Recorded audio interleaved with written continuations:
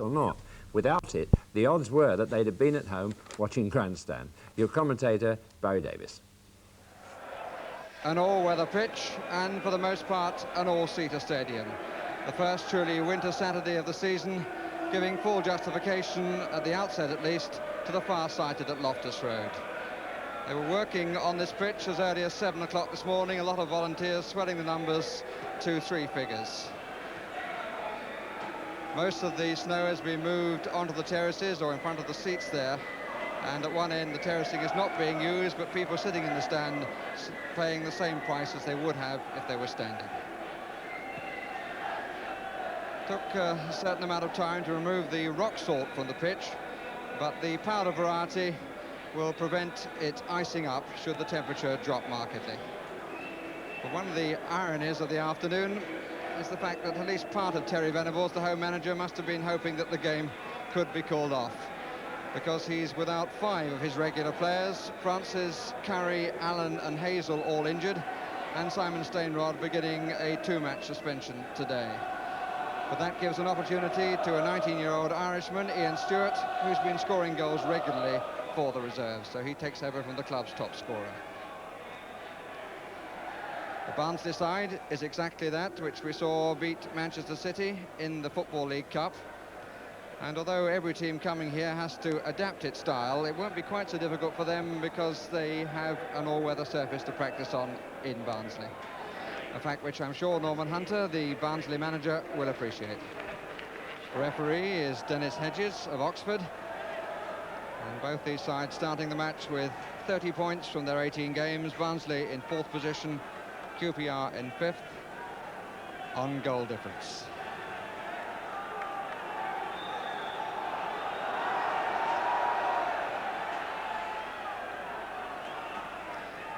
It's really obviously quite a cold afternoon, but there is some pleasant sunshine about. It's Glavin and McHale. McCarthy.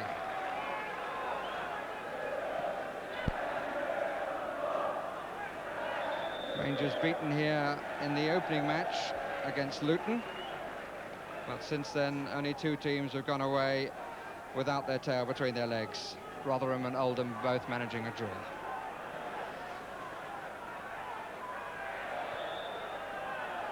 Phil Chambers, who's unable to keep it in.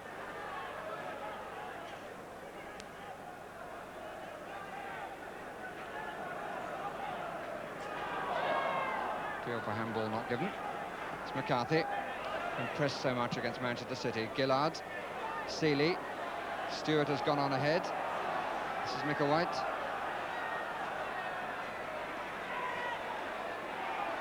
Gillard is out to the left of Flanagan. But just a bit too much pace on the ball. In Gillard wearing the number 11 shirt, but playing in his accustomed position at left back. And John Gregory, who is wearing number 2, is playing in midfield, which puts Fenwick to the right back position.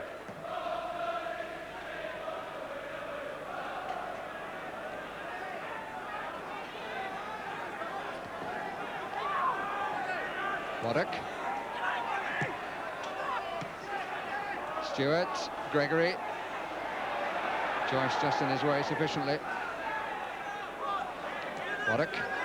Gillard. Flanagan, Seeley. Gregory, 1 pass too many really. It's Phil Chambers. And Burridge well out of his goal, but able to recover his ground just. Put under pressure by Glenn Riley.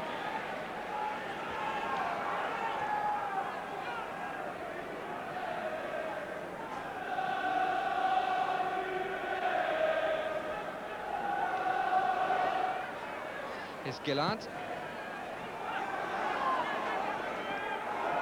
And the goalkeeper in trouble, but McCarthy rescues him.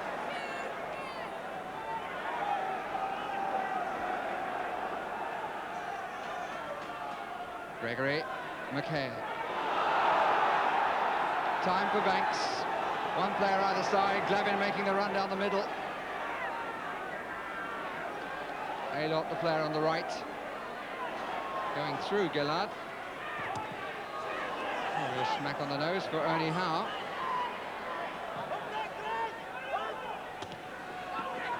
Flanagan. Stewart, the break is right side with Micklewhite. And Chambers can't make it. McCarthy blocked twice then, the second occasion from Seeley.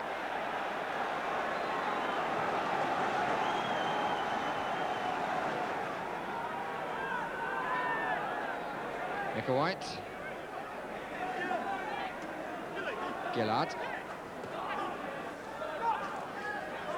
Flanagan faced by Evans. Through the gap by Waddock. Micklewhite, worth the crack. And is it going in? Oh, Seeley's arrival, in fact, I think denied it going in. Certainly chased it in, looking for the touch, didn't quite get it, and it travelled up his leg, and he took it away. And Micklewhite therefore denied.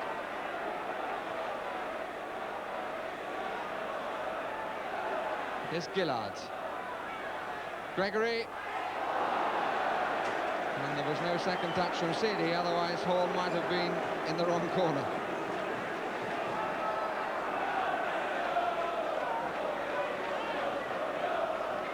Yeah, Hall doing a good job. And Alop wanting to.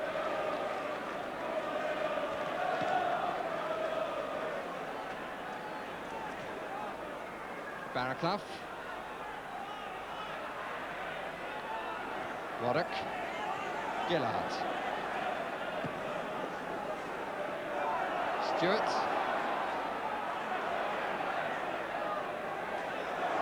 He's made room for himself. Here's Seeley.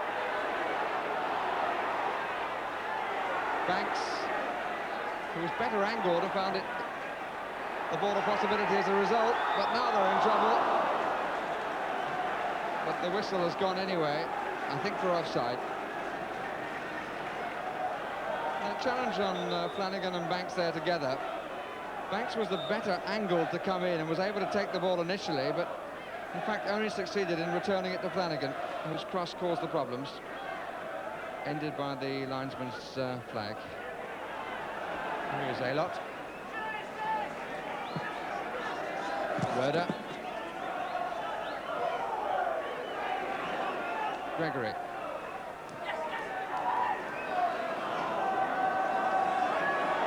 Gillard. Challenged by McHale. Evans right off his toe.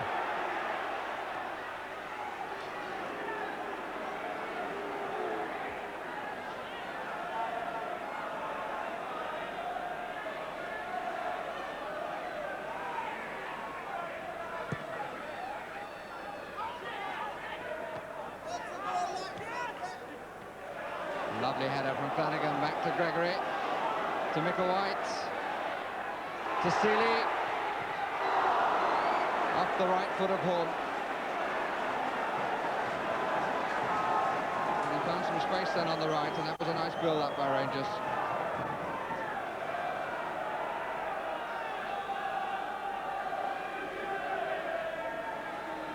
Riley. By Waddock.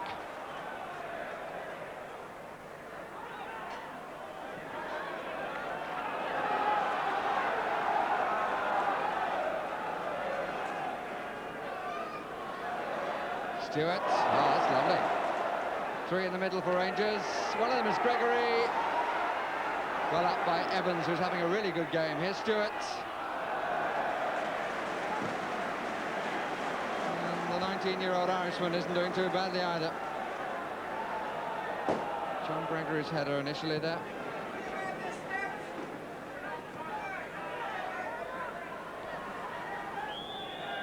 And Riley is the latest man to be caught offside.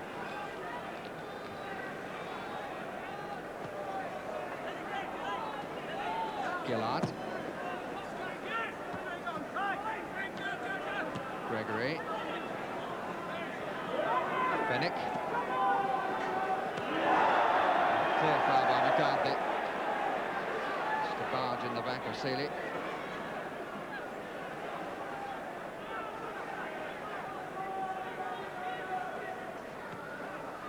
6 up for Rangers, and it runs to the Stewarts.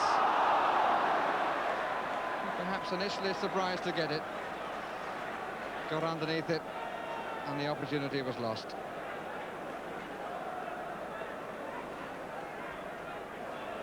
Riley. Aylots. Hit it well, but just wide. He watched that well.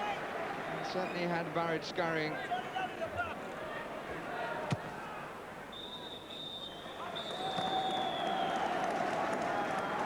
Rather mixed reception. As we come to the end of the first half, with Rangers having had slightly more of the play, but no goals to show by either side.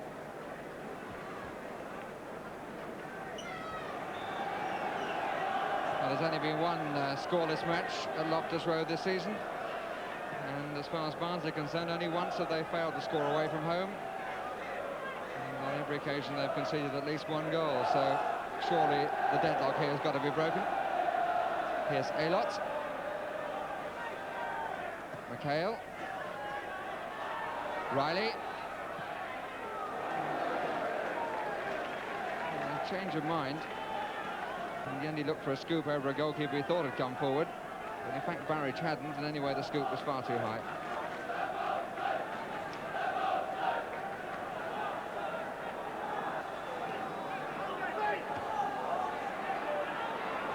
Gregory.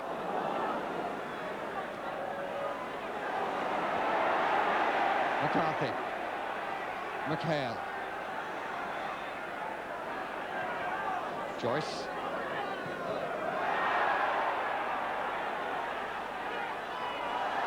Micklewhite. And it was a good run. He was always going to have to go to his right to get the shot in. And in the end, couldn't get any real angle to test Horn.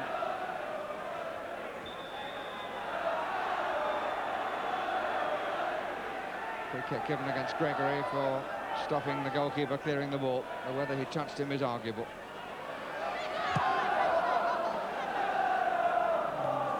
Just as Bobby Horn cleared the ball, then he was greeted by a snowball coming from behind.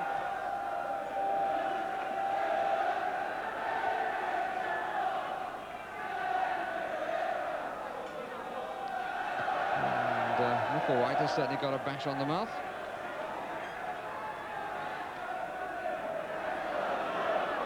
Gillard.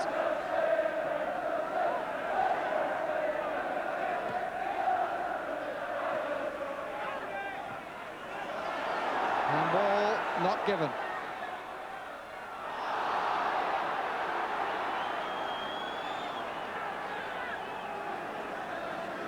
Barraclough. Aylott. Ian Banks.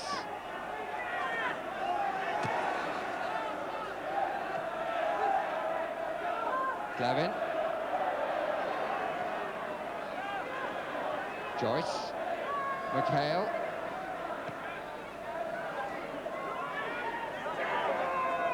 Riley running to the left. Glavin filled the gap behind him. And was he pulled for a bit? Well, that was certainly no trip, but the referee's going to have to give a drop ball there.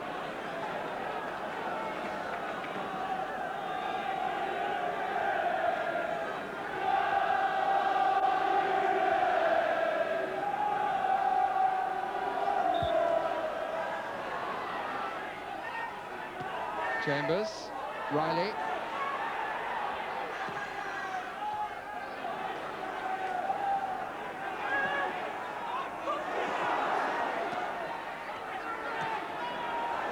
Seeley, Flanagan out to the left, he just couldn't control it. Gregory knows where Flanagan's gone to though.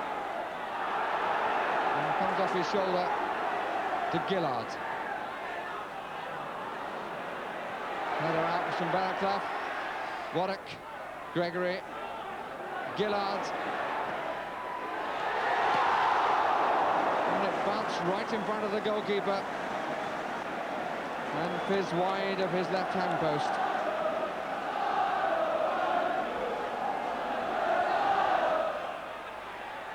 Gregory, good save by Horn. There were two men on the line behind him. He made sure that it was his. Elot. Baraclough. Takes on Fennick. He's got Waddock there as well, Fennick. Micklewhite. McHale.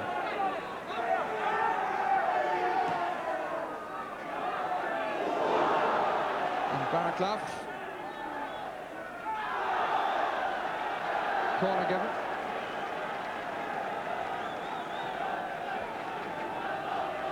Riley on the goal line. Elot across. And he's surprised at the referee's decision. Quite a tussle with the central defenders.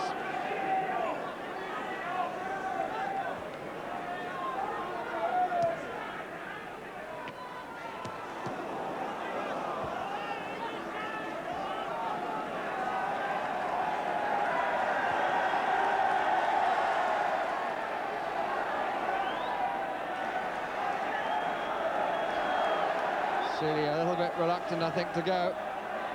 But he's about to be replaced by Wayne Faraday.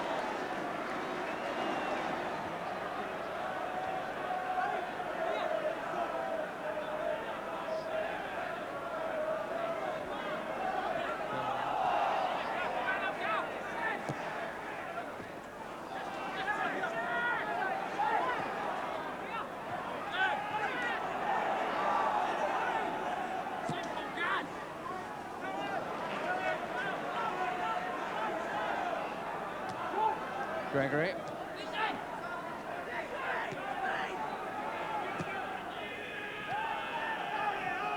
Glavin. Rhoda. Flanagan. Gregory, well reached by McCarthy.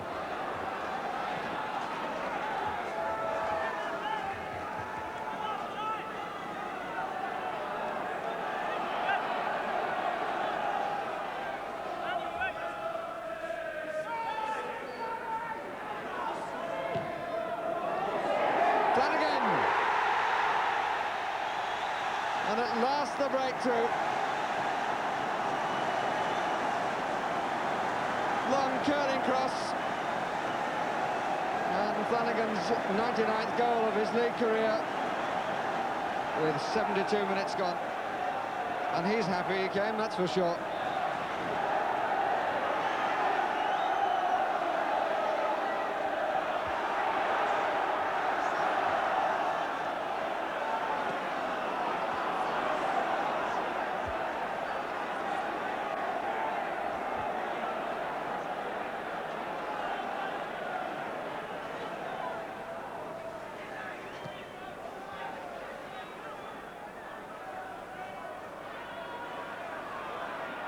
Gregory.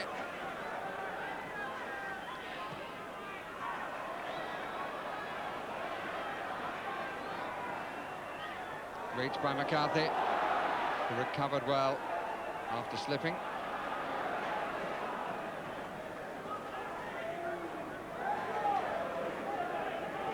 Glavin. Banks. McHale. Baraclough. Burridge waits ready to pounce. McHale, Baraclough. And Baraclough felt that he was nudged off the ball or away from the run of the ball.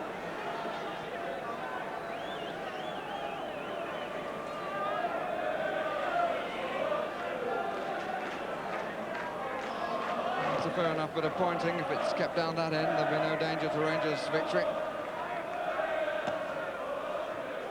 I don't think Micklewhite quite intended that.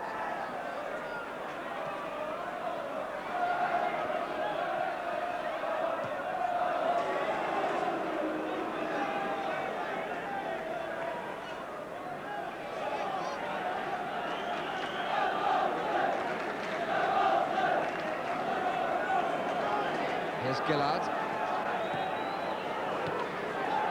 Stewart.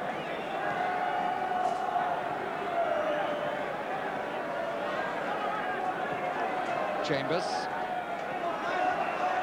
Barraclough. We're into the last minute.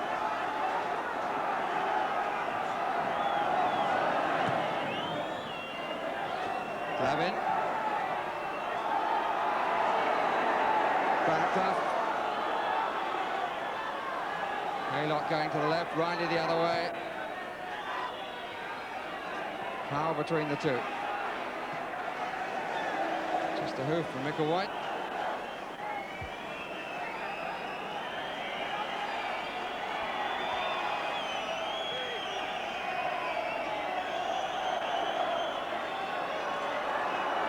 Micklewhite. Evans hasn't lost much in this match, but he did then. And Flanagan denied his 100th goal by Chambers.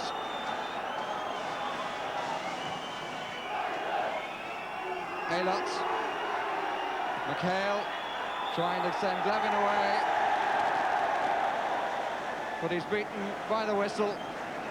And the Rangers get reward for their endeavours before the match and during it. A match of great pace and one or two memorable moments of skill, won by the only goal scored by Mike Flanagan. Purely personal observation, rather too much ping-pong football, but Rangers rewarded on the day and for their ambition in the longer term. Terry, do you see that as total justification? What, the result? No, the fact that you could play and got the win. Oh, absolutely, yeah. I mean, the effort by everybody and the supporters all around the ground this week, I mean, it's been terrific. And to see a nice green park in this part of the world, I think, is something exceptional. And, of course, to win as well has made it all worthwhile, yeah. How did you actually think the pitch played? I think that there's a bit of frost in there, but I don't think anything under the normal circumstances could compare to how that played. And was a great deal better than not playing at all? Absolutely, yes. But you do see this as still the start of the experiment. There are things that have to be learned about what you can do with it. Oh, yeah, I would think so, but still, I mean, let me ask you a question. Would you say there wasn't any good, skillful football and the crowd enjoyed what they saw? I would have thought there was a lot of skill, and the crowd obviously enjoyed it, but I would also have thought there was a certain amount of what I would call ping-pong football being played. Ping-pong football, what's that? Great deal of ball bouncing around and players trying to get it under control. Oh, well, balls do bounce, or most balls bounce. But at the same time, I think that the ball's got to be controlled. And if you can control it, I mean, there's certain players that the balls didn't bounce with.